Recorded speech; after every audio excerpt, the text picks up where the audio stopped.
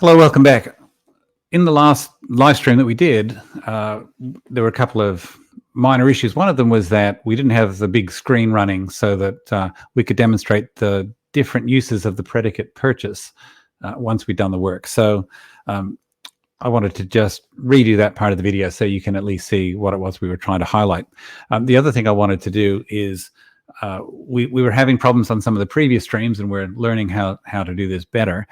But we were having a problem where a second camera, in fact, the first camera was chewing up 50% of our CPU. And you know, as an engineer, it's kind of embarrassing if we're demonstrating something and we're getting clipping of the audio because we just don't have enough bandwidth because my CPU is running at 100%.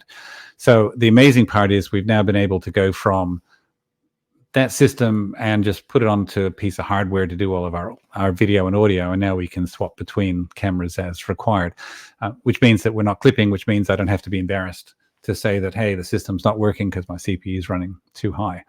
Okay, so I think that's covered a bunch of those things. Let's now have a look at the missing piece of the detail that I'm really keen to show you. What we did in the last video is we added genius and purchase, and as a result of adding, which took a few minutes, we added 10 to the 12 combinations of phrases on our system on the basis of a very low ball estimate for the number of reference and predicates we have. So here we've got the genius purchased the car from the dealer for $1 for Beth, and that means that the genius causes the genius to have the car and the dealer not to have the car, and at the same time or independently in time, the dealer has $1, has the money, and the genius doesn't have the money.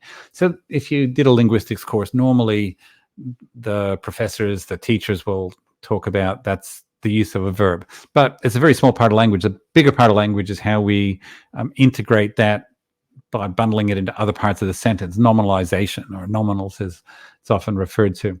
So we take this one, the purchasing of the car by the man was silly.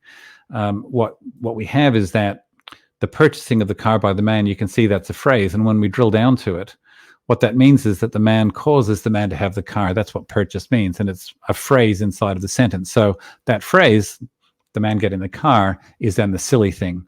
It's a great way of language extending its communications ability. But purchasing is what's called an action nominal. The purchase of the car by the man looks like the same thing. It gives us exactly the same semantic representation, but that's what's called a derived nominal, because we're historically deriving from a verb to a noun form. In our system, we're simply putting a different association so that it can be a reference phrase. So those are the nominalized forms, but there's also these other forms, infinitives and gerunds, and you have to match all of them. Let's just have a look. The man's purchase of the car. So the purchase of the car by the man was silly was the last one. The man's purchase of the car was silly is, again, the man causes the man to have the car. There's a different focus and topic that's possible with these different constructions. Linguists can explain all of the detail. Our job is just to make sure we represent those correctly in the semantic representation, and the context engine or discourse pragmatics can make use of it. So those are the nominal forms. Purchasing the car by the genius. In this case, because we're saying purchasing the car, not the purchasing of the car, this is still a verb form. And when we select it, this gerund form means the genius causes the genius to have the car. Absolutely no difference in meaning at that level, but the meaning is coming in because of, was it a derived nominal, an action nominal, a gerund form, or an infinitive form? There's the gerund form, and all of these things get tested in the NLU system. For the genius to purchase the car was stupid.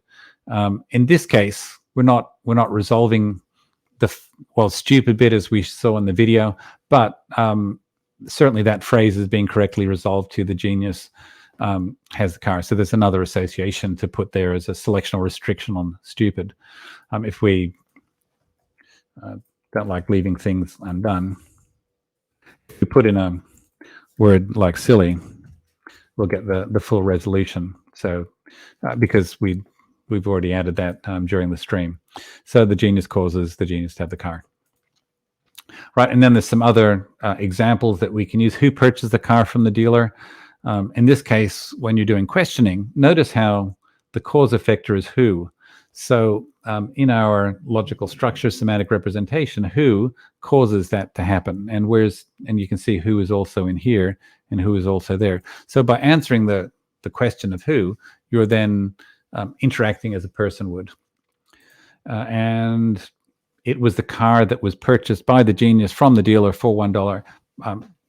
This is an example of how we finish up with very large numbers of permutations to test when we add a new class. So it was the car that was purchased by the dealer. And notice here that in this case, we're focused on the car because that's the head of this reference phrase, the car that was purchased. But there's other context that's being provided, right? The genius purchased the car from the dealer for $1, and the beneficiary was Beth. So all of that is included, and that's what NLU is all about. So I'm glad I could just run through that again. A bit embarrassing that we didn't have it in the first run, and in particular, I'm also happy that I can show you the second camera working without overloading my CPU, because I worry about things like that too. You know, at the end of the day, hey, I'm a bit of a geek. I've been a computer scientist and cognitive scientist for a long time, and you know, those sorts of things can be really frustrating for me anyway. Anyway, thanks for joining me again. I'll see you soon. Bye for now.